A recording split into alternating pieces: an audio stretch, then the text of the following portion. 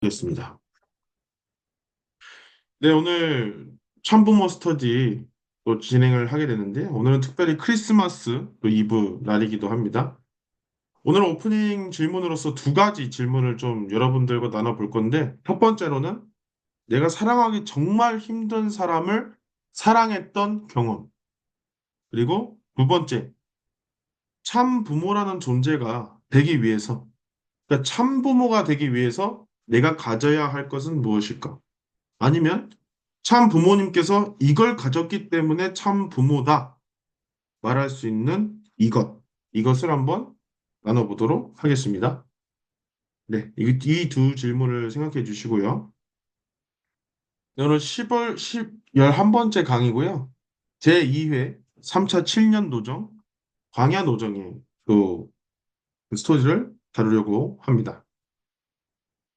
네, 우리는 1960년도에 참 부모님께서 성혼을 하고 나서 약 40년 정도의 광야 노정이 있었다는 것을 우리는 알고 있습니다. 이 광야 노정에 대해서는 추후에 여러분들 이 강의의 시간이 끝나고 설명을 드리도록 하겠습니다. 그리고 이 1회, 3차 7년 노정을 통해서 미국에서 어머님께서 자녀님들을 낳으시면서 아버님과 함께 또 아버님께서 워싱턴 모뉴먼트 데이까지 승리를 하셨습니다. 정말 어마어마한 노정이었죠. 어머님은 이 시기에 유산을 하시면서 그 섭리를 지탱해 주셨어야 했고, 아버님께서도 생명의 위협을 받으면서 공산주의자와 무신론자들과 싸움을 이끌어 나오셨습니다. 근데 그 싸움이 폭력적인 싸움이 아니라 미국을 사랑하고 세계를 사랑하자. 그리고 세계를 사랑하는 미국이 되자. 하나님의 뜻을 이루자라는 그러한 외침과 사랑으로 나아갔습니다. 이렇게 해서 승리권을 만들어냈고요. 또 그 승리권을 토대로 가정교회를 선포했습니다.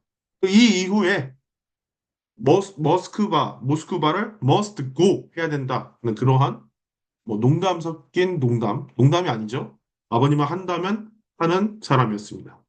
그래서 그 이후에 고르바조프 수상을 만나고 김일성 주석을 만나고 또 그 이후에 영적으로 승리하는 이런 것들에 대해서 알아보도록 하겠습니다. 뭐 간단하게 보자면 이렇습니다. 자, 근데 우리가 여기서 시간의 순서대로만 정리를 한 건데요. 여러분 잠깐만 보실까요? 자녀 시대, 그러니까 미국에서의 승리가 여러분들의 승리입니다. 이제 여러분들의 시대입니다. 라고 했던 선언, 자녀 시대가 시작했습니다. 라는 자녀 시대 개막 선언.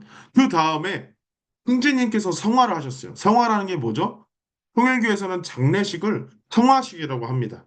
사람이 죽었을 때 우리는 이 영인이 영원히 살고 또 하늘 부모님의 품으로 들어가기 때문에 승화 그리고 성화라고 하게 됩니다. 근데 흥제님이 아버님 어머님의 넷째 아드님이세요. 근데 이 흥제님이 이 아드님 중에서 넷째죠. 성화를 하시고 나서 그 다음에 아버님이 덴버리 고난에 들어가시게 됩니다. 이런 시간의 순서라는 것을 말씀드리고 고르바초프 새로운 대통령을 만난 것은 덴버리 감옥 이후다. 그리고 그 다음이 김일성 주석이다. 이 부분을 말씀드리고 이어서 진행하도록 하겠습니다.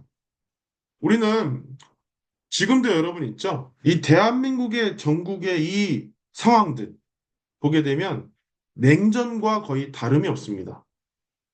뭐가 냉전이라고 하냐면요. 자, 민주주의와 공산주의가 대립을 하고 있어요. 보기에는 싸움이 일어나지 않아요. 총과 칼, 탱크와 뭐 전투기가 지나다니지 않습니다. 그러나 이념적으로 싸우고 있다는 거예요. 근데 그 싸움이 드러나지 않을 뿐이지 굉장히 거대하고 넓고 깊게 뿌리 박혀 있습니다. 이것을 이제 냉전이라고 하게 되는데요. 이 냉전의 시작은 사실상 타락에서 시작합니다. 내 마음으로는 선한 일을 하고 싶고, 마음으로는 착한 사람이 되고 싶고, 마음으로는 이게 잘못된 것인 줄 알고 있습니다. 그러나 내가 나의 그 이익을 위해서, 내가 살기 위해서, 또 나만 잘 되기 위해서 사람을 이용하고 배신하기 시작하죠. 그렇게 해서 싸움이 벌어지게 되는 거거든요. 근데 이것이 마음에서 시작한 것이 이제 유신론. 그래도 신은 있다. 하나님은 계신다. 하는 주의. 이 몸에서 뭔가 물질적인 것이 중요하다고 여기는 이러한 주의에서 무신론. 하나님은 죽었다. 이 세상의 신이란 건 가짜다. 종교는 아편이다. 하는 주의가 나오게 됩니다. 이 무신론에서부터 공산주의가 나온 것이고요. 유신론에서부터 민주주의가 이렇게 나오게 된 것입니다. 그래서 이러한 흐름들을 여러분들이 잘 기억하시고요. 오늘날에 남한과 북한, 자유민주주의와 공산, 인민주의, 이런 것들을 보게 됐을 때 연관이 있다는 것도 알아두시면 좋겠습니다. 그래서 그때 당시에 1970년대 그리고 1990년대 초반까지도 이 냉전의 위협이 전 세계적으로 도사리고 있었습니다. 근데 얼마나 이게 위험했냐면요. 그때 미국이 채택했던 전략이 뭐냐면 상호 확증 파괴 전략이에요. 이게 뭐냐면 상대방이 뭔가 미사일을 쏘고 공격할 조짐이 보이면 상대방의 나라를 말끔하게 없애버리는 겁니다. 그냥 폭력주의로 가겠다는 거예요. 상대방이 뭔가 도발을 하기 전에 도발할 조짐이 보이면 박살을 내버리겠다 하는 그런 전략입니다. 근데 이 냉전 체제 때 이 미사일 위기가 몇 번이나 있었냐면 150번이나 있었습니다. 근데 이 미사일 위기라는 것은 핵미사일 위기예요. 여러분, 히로시마 원자폭탄이 1이라고 하면 1. 근데 그때 히로시마 원자폭탄도 수십만 명이 죽었어요. 그렇죠? 방사능, 원자력 폭탄으로. 그런데 요즘엔요, 이 1이 아니라 100짜리, 1000짜리 폭탄이 있습니다. 이게 빵 터지잖아요. 대한민국 절반이 날아갈 수 있어요. 근데 그러한 핵무기가 몇십 개, 몇백 개, 몇천 개가 있는 겁니다. 이게 당시에 미국에서 소련으로부터 뭔가 미사일이 날아오고 있다라는 그런 레이더가 발견이 됐어요. 그래서 그때 당시에 미국에서 사령부에서 아, 그럼 우리도 핵미사일 써야 된다. 쏘자 해서 쏘라고 버튼을 누르라고 지시를 했습니다. 근데 그때 미사일을 담당하던 한 군인이 아무리 봐도 이상한 거예요. 소련이 지금 상황에서 미사일을 쐈을 리가 없는데 자세히 보니까요. 아주 싸구려 부품 하나가 망가져서 레이더가 잘못 인식됐던 것입니다. 만약에 그때 여러분 그 군인이 스위치를 눌렀다면 지금 지구가 없어졌을 수도 있다라는 그러한 위기가 몇 번이나 있었다라는 것을 말씀드립니다. 그렇기 때문에 이러한 위기와 그런 긴장감 속에 세계가 있는 거잖아요. 그러면 제가 여러분들에게 질문 하나 드리겠습니다. 이 세계를 구하러 왔다. 하나님의 보이는 실체 계시자로서 참부모님이 계시다. 그러면 그 참부모는 뭐를 해야 되겠습니까? 이런 긴장과 위기 속에 세계를 구해야 되겠죠. 그러기 위해서 통일교회가 한 부모님께서 워싱턴 타임즈를 창간하신 겁니다. 그리고 그 워싱턴 타임즈를 창간하셔서 미국의 대통령을 만나서 평화협정을 체결하게끔 해서 더 이상의 전쟁이 일어나지 않도록 하는 것이 메시아가 할 사명이겠죠. 그래서 아버님께서는 워싱턴 타임즈를 창간하시고 레이건 대통령을 만나십니다. 근데 여러분, 레이건 대통령은 당시에 커메디언 출신이에요. 탤런트 출신이에요. 이 코미디언 탤런트 출신. 그리고 당시에 레이건 대통령과 싸우고 있던 사람은 바로 지미 카터 대통령입니다. 그 지미 카터 대통령은 군인 출신이에요. 레이건 대통령은 대통령 당시 후보죠. 대통령 후보는 파메디언 출신이에요. 여러분들은 누구한테 나라를 맡기고 싶으세요? 상식적으로. 지미 카터 당시 대통령한테 맡기고 싶겠죠. 그렇지 않아요? 그런데 지미 카터 대통령의 전략은 더 이상 우리의 국민들, 미국의 청년들을 희생시키지 말자. 주한 미군을 포함하여 전 세계에 주둔하고 있는 미군을 다 철수시키자. 이게 공약이었습니다. 그러다 보니까 지미 카터 대통령이 집권했을 때의 공산주의의 세력의 확장이라는 것은 굉장히 커졌고 위협이 굉장히 치명적이었어요. 그래서 참부모님은 이걸 알아셨기 때문에 레이건 대통령을 지지했던 것입니다. 당시에 박보이 총재님, 유니버셜 발레단도 하시고 리틀 엔젤스 저기 총재도 하셨죠. 근데 그런 아버님의 정말 애제자이신 박보이 총재님이 레이건 대통령을 만납니다. 당시 워싱턴 타임즈 사장 자격으로서요. 만나고 나서 박보이 총재님이 이렇게 얘기합니다. 레이건 대통령 후보님, 하나님께서 당신을 미국의 제40대 대통령으로 정하셨습니다. 그렇게 이 말을 문선명 목사님께서 전해달라고 부탁을 받았습니다. 전해드립니다. 이렇게 해서 레이건 대통령이 그 소식을 듣고 레이건 대통령이 당시에 어떻게 말을 했냐? 아, 저는 오늘 제가 대통령이 되어야 하는 이유를 알았습니다. 이렇게 답변을 했습니다. 그래서 그 당시에 선거 당일날에 워싱턴 타임즈에서 아침에 개표도 안 했어요. 투표도 안 했어요. 레이건 랜드슬라이드. 이게 뭐냐면 산사태가 일어난 것처럼 승리했다라는 겁니다. 압도적인 승리. 그래서 레이건 대통령이 결국에는 당선이 됩니다. 그때 참 부모님께서 전략 방위 구상 SDI라는 이 방어 체계를 레이건 대통령에게 제안을 합니다. 근데 이걸 채택을 해요. 근데 밀덕인 친구들, 내가 무기에 대해서 꼼꼼하게 안다고 하는 친구들은 이걸 알 거예요. 이게 뭐냐면 오늘날의 피네 지팡이입니다. 작은 운석이죠. 이러한 정확하게 타격해서 핵 보유 시설을 완전히 말끔하게 없애버리는 기술이에요. 그래서 이 채택을 대고 당선도 시켰다는 것입니다. 누가? 참 부모님께서요. 그리고 일본 식구님들께서. 네. 당시에 이제 영상인데요.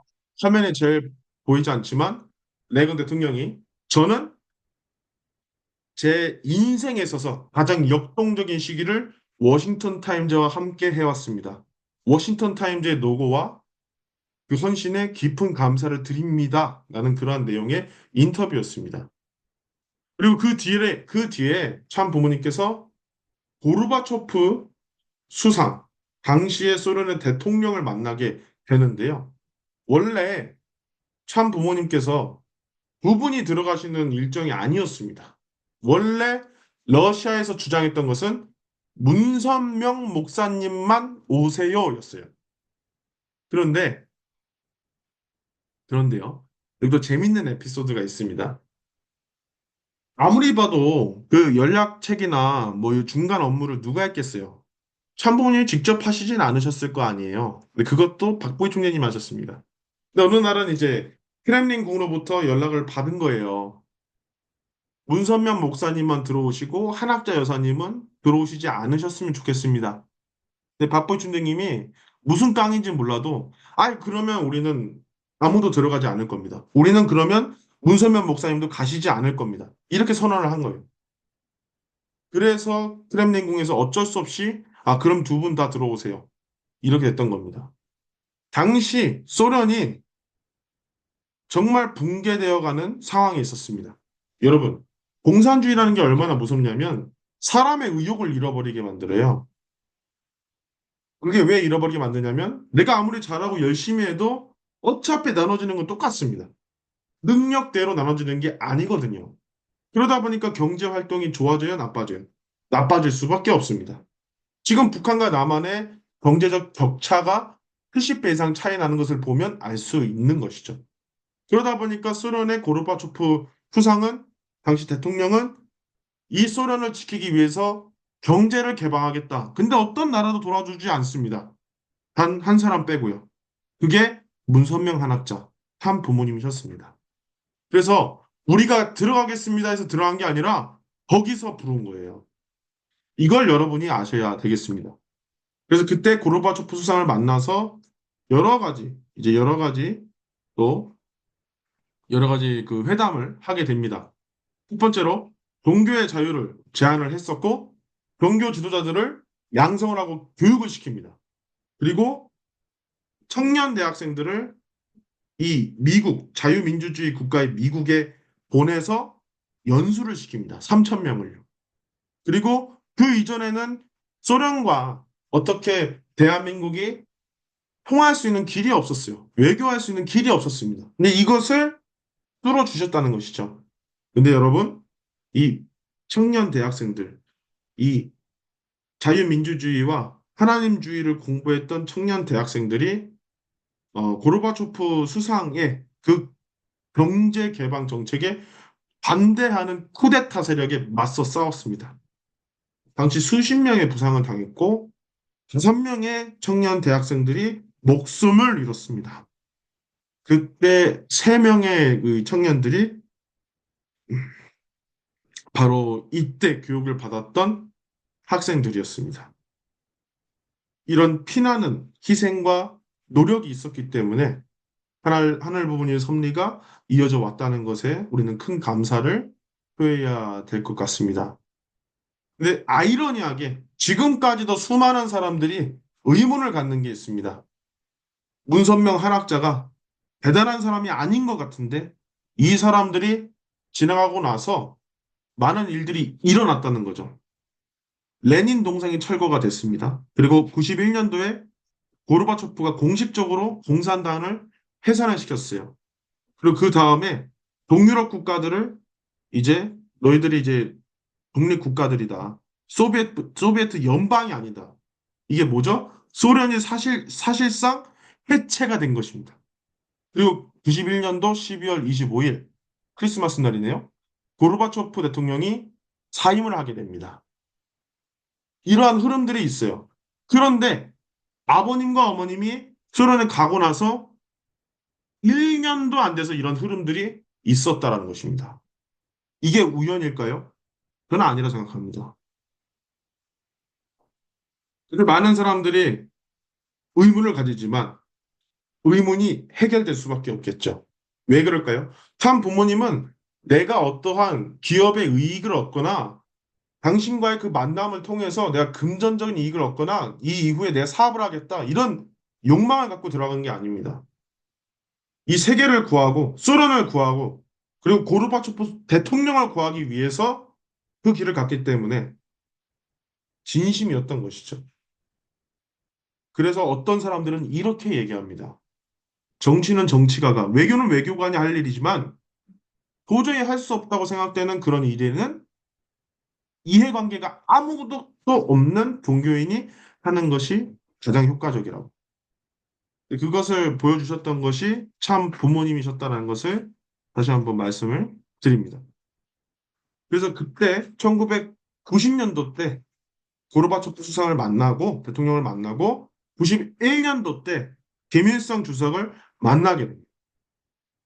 근데 여러분, 김일성 주석을 만난 게 왜 부모권이고 고르바초프 수상을 만난 게 왜 장자권일까요? 이거는 조금 원리적인 이야기가 들어갈 수 있는데 간단하게 말씀을 드리겠습니다. 가인과 아벨로 아담과 헤아가 타락해서 그 아들들로 섭리를 진행하는데 가인과 아벨이 있었습니다. 가인이요? 형의 입장이죠. 아벨은 동생의 입장입니다. 그런데 먼저 이렇게 출발해서 더 강해졌던 게 가인이었죠. 이 이후에 아벨은 하늘편에 있었지만 약했습니다. 그런데 그걸 상징적으로 표현했던 것이고 이것이 커지고 커지고 커져서 어떻게 되냐면 가인권이 이제 공산주의가 되고요. 아벨권이 민주주의가 됩니다. 아주 간단하게 설명을 하는 겁니다. 그래서 이런 아버님께서는 어머님께서는 하늘 부모님주의를 주장하고 있고 사랑으로 하나 된다는 것을 주장하고 있습니다. 근데 당시의 소련은 레닌 혁명주의로 인해서 피와 무력으로 하나 돼야 되고 하나님은 없다라고 얘기하고 있죠.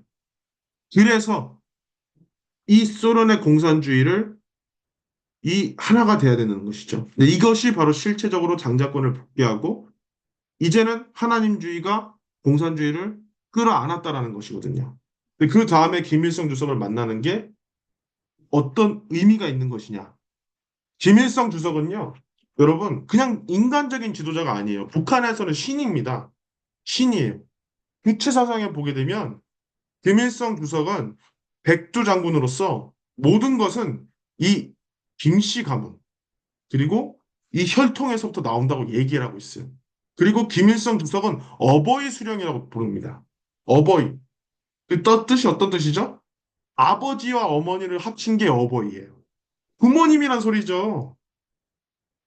그래서 실체적으로 부모권을 복귀한다라고 얘기를 하는 겁니다. 그 김일성 주석을 사랑으로 굴복을 시켜서요. 그래서 이 흐름에 대해서 또 말씀드리겠습니다. 근데 아버님께서 이 90년도 때 소련을 방문하시면서 그 어려웠던 순간에서 이제 어떻게 되냐면 이 선포를 하십니다. 여러분, 우리가 병원에서 혹은 내가 전쟁의 그 상황에서 위기의 순간에 뭘 이제 얘기를 하죠? 뭘 얘기할까요? 유언이죠. 유언을 얘기합니다. 근데 아버님께서 그때 당시에 소련에서 이제 크렘린궁을 가기 전에 어머님께 또 그 주위에 있는 주요 지도자분들께 이렇게 얘기합니다. 이제 아버님 혼자 있어도 부모님 대신이고 어머니가 혼자 있어도 부모님 대신입니다. 이제는 걱정 없다는 것입니다. 그래서 아버님이 제1교주고 어머니가 제2교주라는 것입니다. 지금까지는 여자들이 남자를 따랐지만 이제는 수평입니다. 이렇게 얘기를 하게 됩니다. 그래서 이런 식으로 분명하게 아버님이 어머님께 어머니가 혼자 있어도 부모님 대신이라고 얘기를 하셨습니다. 어떤 순간에요? 목숨이 위태로운 그 순간순간마다요. 당시에 크렘린궁을 들어갈 때 정상적인 루트로 가지 않았습니다. 옥상에서는 당시에 고르바초프 대통령의 반하는 세력들이 스나이퍼들을 대기를 시켰었고요. 폭탄물도 설치를 했었습니다. 그렇기 때문에 건물 사이를 비껴가면서 운전을 해서 크렘린궁으로 들어갔습니다. 비밀 통로를 통해서요. 그런 상황에서 이런 선포를 하셨다. 이런 유언을 하셨다라는 것을 말씀드립니다. 그리고 그 이후에 이제 김일성 주석을 만나게 됩니다. 단독으로요. 그렇죠. 북한에서는 김일성을 아버지, 어버이 수령이라고 하게 되는 거죠. 부모의 자리에 있다는 거죠. 장자권, 고르바초프 수상을 사랑으로 굴복을 시켰고, 고르바초프 수상이 가장 어려웠던 시기에 아버님을 또 찾아옵니다. 한남동 공간으로요. 본인이 스스로 한국에 오고 나서 가장 먼저 했던 게 한남동 공간, 당시 참 부모님께서 지내셨던 곳에 가는 것이었어요. 그렇기 때문에 그 토대가 있기 때문에 그 위에 부모권 복귀가 가능하게 됐던 것이다. 이렇게 말씀을 하셨습니다. 그래서 하늘 부모님의 섭리에 따라서 고르바초프 수상을 만나고 장자권을 복귀를 시켜서 그 뒤로 김일성 주석을 만나서 부모권을 복귀를 시켰다는 거예요. 우리가 이것을 잘 알아야 되겠습니다. 아버님, 어머님께서 북한에 들어가시기 전에 하와이에서 7일간 기도와 정성을 드립니다. 이 기도와 정성을 드리는 그 기간에 아버님, 어머님이 얼마나 많이 우셨는지 몰라요. 왜 우셨을까요? 무서워서? 그냥 가면 내가 총살당하니까? 그것도 있겠죠? 근데 그것보다 더 치가 떨리는 것은 나와 함께 했던 그런 가족과 친지, 그리고 함께 뜻을 위해서 싸웠던 그 하나님을 외쳤던 그 사람들을 무자비하게 학살했던 사람이 김일성이었기 때문입니다. 그 원수를 사랑하라는 그 심정으로 하와이에서 기도를 드렸고 북한에 가게 됩니다. 북한에 가게 된 것도 김일성 주석, 우리가 북한에 갈 테니 우리를 제발 만나주세요. 이게 아니에요. 북한도 당시에 위기의 순간이 있었습니다. 생각해 보세요. 소련이 붕괴가 됐습니다. 고르바초프 대통령이 사임을 표하게 됐었습니다. 그럼 그 순간에 지금까지 소련의 도움으로 북한이 살아왔는데 북한의 향후 방향은 어떻게 되는 거예요? 두려운 거죠. 그래서 김일성 주석이 참 부모님께 손을 내민 겁니다. 그래서 가게 됐던 거예요. 근데 평양 공항에 도착하고 경주, 평안북도 정주에 아버님의 생가를 방문하고 나서 아버님께서 본인이 설명하기에 창자가 끊어지는 듯한 고통을 겪었다고 했어요. 아버님이 흥남 감옥에서 자기 친어머니잖아요. 내 친어머니인데 친어머니가 미숫가루를 주셨어요. 근데 어머니가 보는 앞에서 아들이 그걸 다 먹어도 엄마 입장에서는 고생하는데 내 아들이 속상하잖아요. 그거 다 먹어줘도 떡도 줄 수 없고 뭔가 고기도 주고 싶은데 줄 수도 없고 그런 상황인데 아버님 그걸 먹지 않고 그냥 있는 그 눈앞에서 어머니가 보는 앞에서 괴수들한테 나눠줬다는 거예요. 또 어머니 볼 때는 억장이 무너지죠. 아이고 막 이러죠. 근데 아버님께서 오히려 호통치시면서 자기 엄마에 대해서 나는 김아무개의 아들이기 전에 하나님의 아들이요 온 천주의 아들이다. 이렇게 선포를 하셨어요. 근데 하시기 전까지 아버님 성화하시기 전까지 자기 엄마한테 작은 손수건 이 손바닥만한 손수건 하나도 못 해줘서 그게 한이 된다고 얘기하셨어요. 근데 그런 엄마를 눈앞에 보니까 아버님이 너무 슬프고 너무 죄송하고 눈물을 흐르고 싶은데 흘릴 수가 없는 거예요. 눈물 한 방울도 흘릴 수 없었어요. 왜 그럴까요? 당시 북한의 그 정보원들이 보고 있었습니다. 진짜 하나님이 이 세상에 계시고 하나님이 정말 이 세계를 사랑하신다면 그 원수 김일성도 사랑하신다. 그래서 아버님은 자기 친아버지, 친어머니 묘 앞에서 눈물 한 방울도 흘리지 않았습니다. 그래서 창자가 끊어지는 듯한 고통이라고 하셨어요. 내 묘를 앞에 두고 울 수 없는 이 고통을 여러분들이 아십니까? 하시면서. 그리고 그 다음에 김일성 주석을 만나게 됐는데 이것도 사연이 있습니다. 아버님, 어머님이 당시 지내셨던 곳이 어디였냐면요. 어디였냐면 보통강 호텔이었어요. 보통강 호텔에 숙소를 준비를 해준 거잖아요. 북한 당국에서. 근데 상식적으로 생각해봐도 도청장치가 있을까요, 없을까요? 당연히 있겠죠. 그죠? 당연히 있습니다. 근데 이제 아버님, 어머님이 그때 어떤 기도를 하냐면 오히려 김일성을 하나님께서 도와주십시오. 그리고 우리가 김일성을 사랑하고 북한 사람들을 사랑하고 하나님 계신다면 이 사람들을 구원해 주십시오. 이런 기도를 밤새 눈물을 흘리면서 했어요. 김일성은 원래 어머님을 만날 생각이 없었습니다. 그냥 윤기복 위원장 이런 사람들을 앞에 두고 위에서 보고만 있을 생각이었어요. 원래 계획이 그렇습니다. 근데 이 기도를 듣고 그렇다면 내가 만나봐야 되겠다. 해서 참 운명도 야속한 것이 어디서 만났냐면 흥남에서 만나게 됩니다. 김일성 주석을요. 근데 아버님께서 목숨을 걸고 당시에 그 북한의 주체 사상가들한테 한계를 지적하십니다. 당신들 생명이 중요하다고 생각하지 않냐? 사랑이 중요하지 않냐? 마음이 중요하지 않냐? 근데 볼 수 있는가? 볼 수 없다. 보이지 않는 게 중요한 걸 알아야 된다고 이렇게 천명하십니다. 그때 박보희 선생님을 잘 보면요. 되게 떨고 있어요. 영상을 보게 되면. 제가 영상을 가져오진 않았는데요. 엄청 떨고 있습니다. 그 옆에는 또 김효일 보좌관님 계셨어요. 근데 이제 영어로 We all died. 우리 다 뒤졌다고. 왜냐면 그 당시에 그 자리에서 어, 약간 소총을 소지하고 있는 경호원들이 뒤에서 대기하고 있었거든요. 말 한마디 잘못하면 뒤지는 겁니다. 그런 상황에서 아버님이 끝까지 얘기를 2시간 동안 사실은 1시간 반 동안 주체 사상을 들었어요. 근데 아버님께서 듣고 나서 자, 전 세계적으로 순공 운동을 하던 하나님주의를 외치던 사람입니다. 아버님, 어머님이. 근데 북한에서 아버님, 어머님을 불러서 주체 사상을 교육을 했다고 쓰고 싶은 거예요. 1시간 반 동안 교육을 한 거예요, 지금. 그러면 아버님, 어머님이 말 한마디를 못하게 된다면 어떻게 되죠?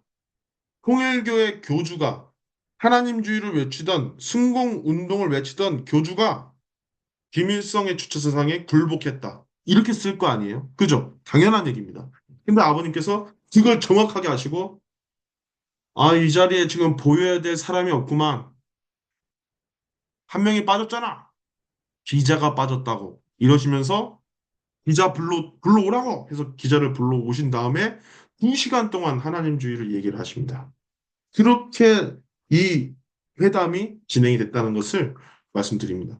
그때 유일하게 아버님과 함께 상대방을 째려봤던 사람이 단 한 사람 있었습니다. 그게 어머님이셨어요. 그래서 인민일보, 노동신문의 처음이자 마지막으로 하나님이란 단어가 나오게 됩니다. 어마어마한 일이죠. 이런 일이 보통 있을 수 있는 일이 아니에요. 그래서 아까 말씀드렸다시피 승남에서 김일성 주석을 만나게 됩니다. 예, 그래서 당시에 이 합의들이 지금도 사실 유효하지만요. 사실 안타까운 부분도 있긴 있습니다. 바로 두 번째에 대한 조항이 잘 이루어지지는 않았던 것인데요. 그럼에도 불구하고 첫 번째나 또 세 번째, 네 번째 조항들이 있었기 때문에 김대중 대통령 때도 노무현 대통령 때도 그리고 문재인 대통령 때도 보존은 할 수 있었다는 것을 말씀드립니다. 근데 이 왼쪽에 있는 모습, 아버님께서 김일성 주석을 콕 들어안는데요. 원래 여러분 고위급 그러니까 외교관들 그리고 각국 수상들의 몸짓이나 행동 같은 거요. 사전에 다 리허설하고 또 그런 프로토콜이 있습니다. 근데 아버님께서 김일성 주석을 확 끌어안았어요. 정말 몇십 년 만에 본 형제처럼. 근데 왜 이렇게 했냐? 아버님이 근데 사실 좀 스스로 고백을 했던 게 있습니다. 내가 이렇게 하지 않으면 이 김일성이 죽인 그 사람들이 생각나고 그래서 내 감정을 주체할 수 없을 것 같아서 김일성을 끌어안았다고 그렇게 아버님이 얘기하셨습니다. 그러니까 원수를 사랑한다는 게 이렇게나 힘든 거예요. 근데 아버님은 하나님이 이 김일성을 사랑하기 때문에 그렇게 가셨다라는 것을 말씀드립니다. 이 김일성과의 만남을 통해서 그리고 김일성이 나중에는 어떻게까지 얘기하냐면요. 그 모든 자료가 있습니다. 거기서 이제 어떻게 얘기하냐면 김일성이 사실 아버님보다 몇 살 형입니다. 형. 김일성이 형이에요. 그래서 이복의 동생 뭐 축복식도 뭐 하자고 뭐 그 저기 교회도 세우고 그렇게 하자고 이렇게 했었어요. 근데 그 뒤로 김일성 주석이 급작스럽게 사망을 하게 됩니다. 너무나 안타까웠지만 그래도 원리적으로 봤을 때 거짓 부모가 굴복을 하게 된 거예요. 참 부모님을 그 사랑에 의해서 그렇게 해서 이 한두 달 동안 정말 형제처럼 사냥도 같이 다니고 뭐 평양의 전통 음식인 감자국수도 같이 먹고 그렇게 지내셨다는 거예요. 부모권을 복귀를 하시고 그 토대 위에 세계 평화 여성연합을 창설하십니다. 어머님이 어마어마한 대회를 주관을 하시고요. 그 36만 가정 그리고 3만 가정 뭐 이런 선배님들은 이 제주도의 남원연수원 뭐 이런 곳에서 이렇게 교육을 받기도 하십니다. 아버님께서 뭐 10시간 이상 이렇게 강의를 하시기도 하시고요. 그래서 그때 참 부모님께서 굉장히 중요한 내용인데 선포를 하십니다. 이 세계평화 여성연합을 창설하시고 그 다음에 참 부모를 선포를 하게 되십니다.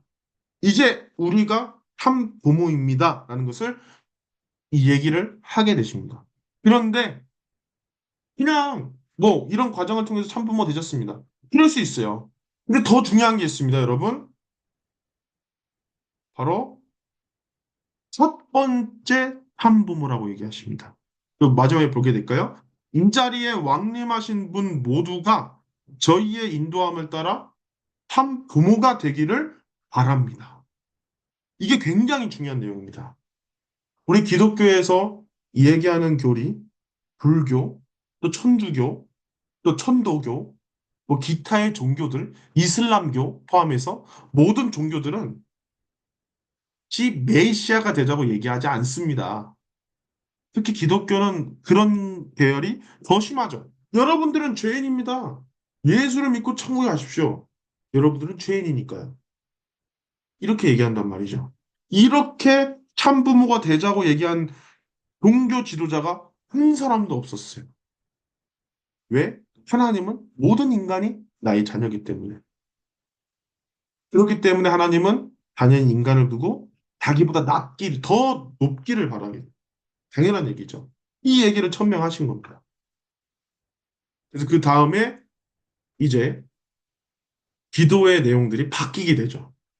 이게 또 굉장히 원리적인 내용들이 있습니다. 뭐 길어지니까 다루지는 않겠습니다.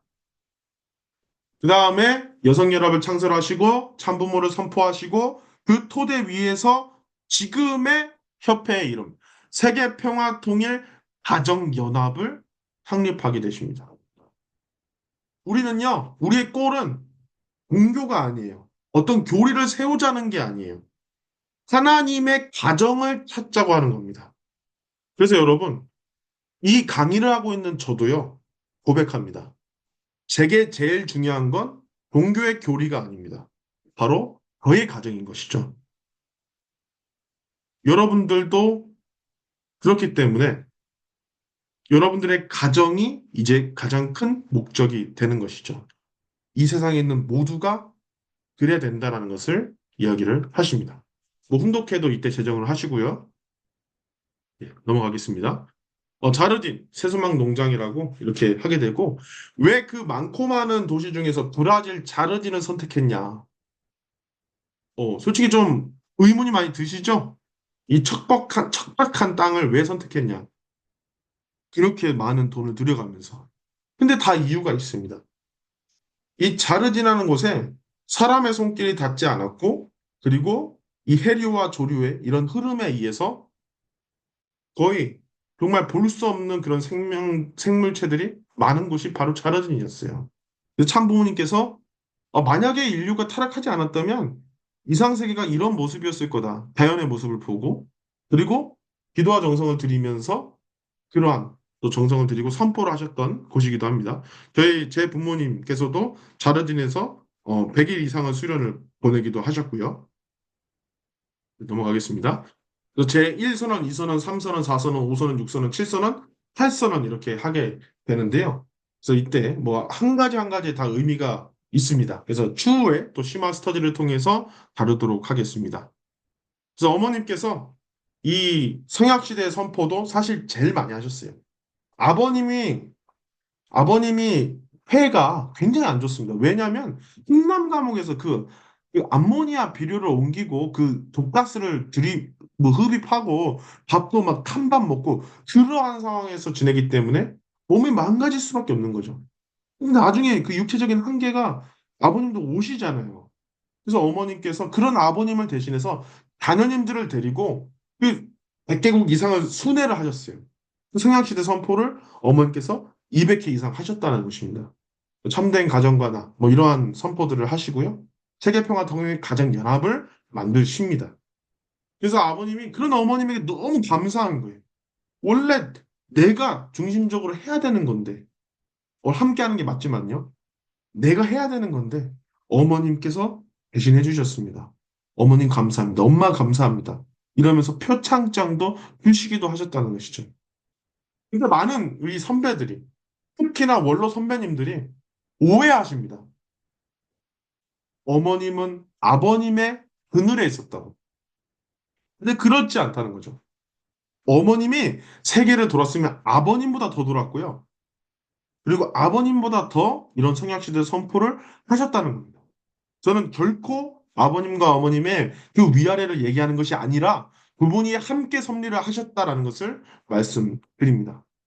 그래서 그렇기 때문에 뭐 아버님께서 그 어머님께서 연설하는 그 원고를 다 받으셔가지고 눈도 잘 보이지 않으실 텐데 글자를 크게 인쇄하더라도 그 연설문을 같이 읽으시고 케이크 커팅을 할 때는 똑같은 사이즈의 케이크를 준비해가지고 커팅식을 진행하셨던 그런 아버님의 모습입니다.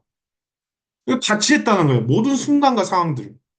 저는 이걸 보면서, 아, 이게 남자가 여자를 사랑하고 여자가 남자를 사랑할 때, 아, 진짜 이렇게 해야 되겠다.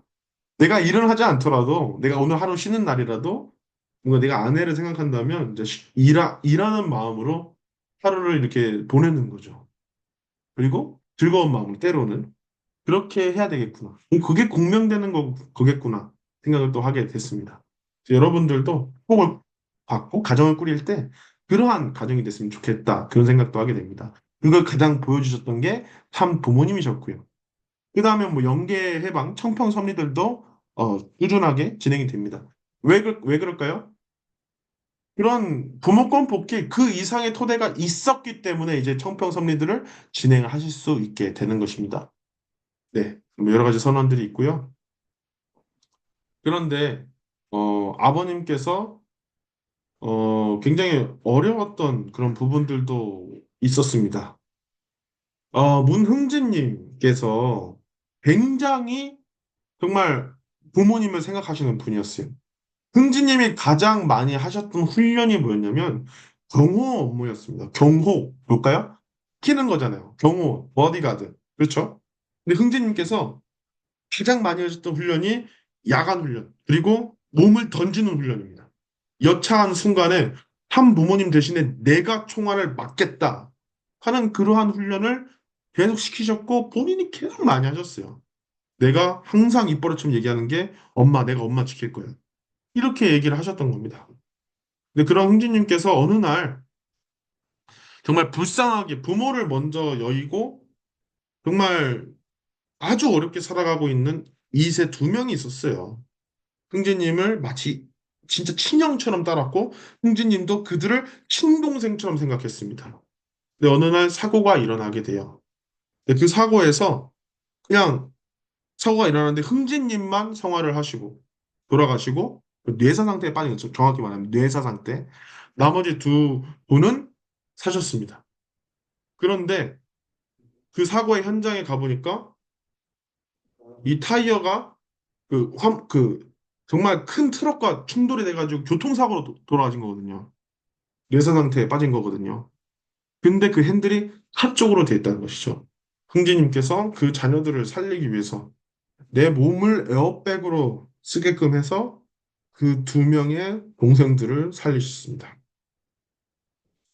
근데 이제 아버님께서 그냥 보통의 사람들이면은 아이고 내 아들 죽었네 어떻게 하나님 살려주십시오 막 이런 얘기를 했겠죠. 근데 아버님께서 어머님께서 그때 하늘 부모님의 뜻대로 라고 생각을 하셨습니다. 예수님께서는요 돌아가실 때 십자가로 돌아가실 때 왼편에 있는 강도 오른편에 있는 강도를 살리지 못하셨습니다. 그런데요 긍지님은요 돌아가셨을 때 그 두 명의 자녀들을 살렸습니다. 근데 아버님이 그걸 보시고 하늘 부모님께서 정말 이루시고 싶으셨던 그 모습들이 이루어졌다. 왼편 강도와 오른편 강도를 두 명을 다 살리면서 희생하셨다. 사람이 목숨이 위태로운 그 순간에 내가 살기 위해서 정말 반사신경을 우리가 보이잖아요. 이거는 우리 의지대로 할 수 있는 게 아니거든요. 근데 흥진님은 내가 죽은 겁니다. 그래서 사랑이 이들을 살리겠다는 그 사랑이 죽음을 이겼다. 애승일입니다. 사랑이 이긴 날. 그래서 이 이후로부터 장례식이라고 우리는 얘기하지 않습니다. 승화입니다. 승화. 나아가서 성화가 되기도 했었죠. 그때 흥진님께서 뇌사 상태에 빠져서 이제 보내줘야 된다고 해서 어, 하늘 앞에 감사 기도를 올리시고 흥진님을 보내시는 그런 모습입니다. 근데 어머님이 굉장히 슬퍼하셨어요, 사실은. 근데 그래도 하늘 부모님의 섭리를 위해서 흥진님이 성화하시고 나서 그 다음에 영계 섭리들이 발전이 되고 완성이 되고 선포가 된 겁니다. 그래서 그때 흥진님의 지금 원전에 가 보시면은 보실 수 있는 그 묘자리입니다. 그 다음에 여러분 하늘도 참 야속하시죠. 아버님이 덴버리 감옥에 들어가게 되십니다. 사실 덴버리 감옥에 들어가실 필요가 없으셨어요. 그냥 미국에 안 갔으면 됐어요. 근데 아버님은 미국에 가야만 한다. 얘기하십니다. 가게 되면 그 7,200달러, 720만 원에 달하는 세금을 안 냈다. 여러분, 근데 저도요, 세금 수백만 원 낸 적 있습니다. 그 작은 액수예요. 작은 액수. 근데 이 720만 원, 7,200달러니까 한 800만 원 정도 되겠죠? 이 800만 원의 세금을 안 냈다는 이유로 아버님 감옥에 들어가신 겁니다. 말이 안 되는 거예요. 그때도 그 기독교인, 그러니까 통일교를 반대하는 사람들을 어거지로 그 심판관을 써가지고 이걸 만든 겁니다.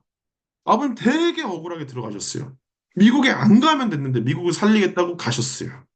그래서 감옥에 들어가십니다.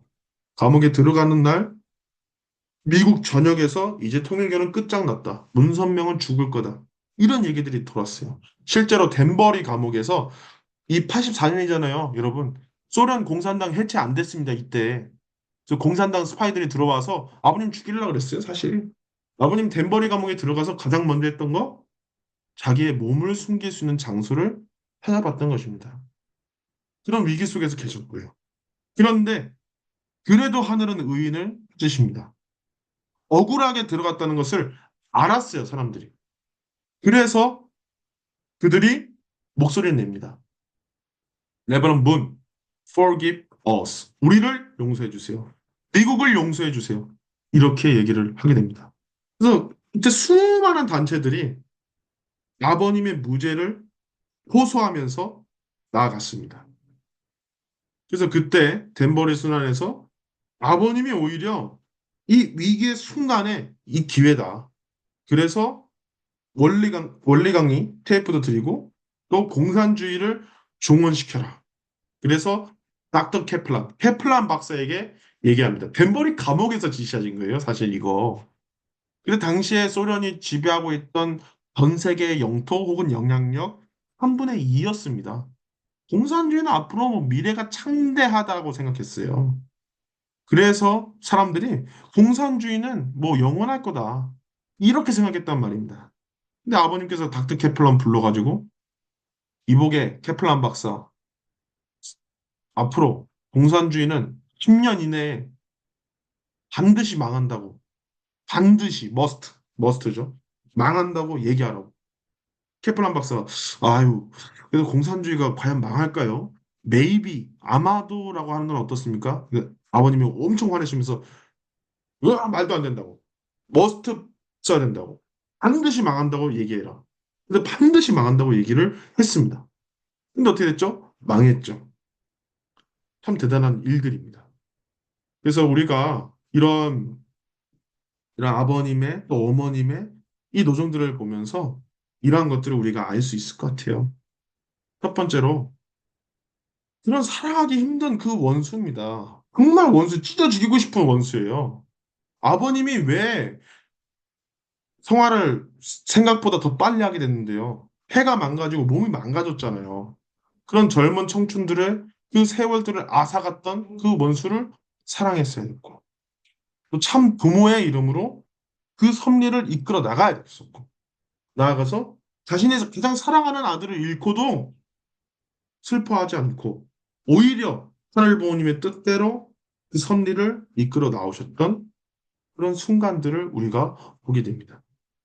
어려운 순간들도 있을 수 있겠죠. 우리의 삶에서도요. 그런데 이 어려운 것이 그냥 어려움이 아니라 오히려 기회로서, 오히려 동기부여로서 가질 수 있는 그런 가르침을 오늘 받은 것 같습니다. 네. 오늘 녹화는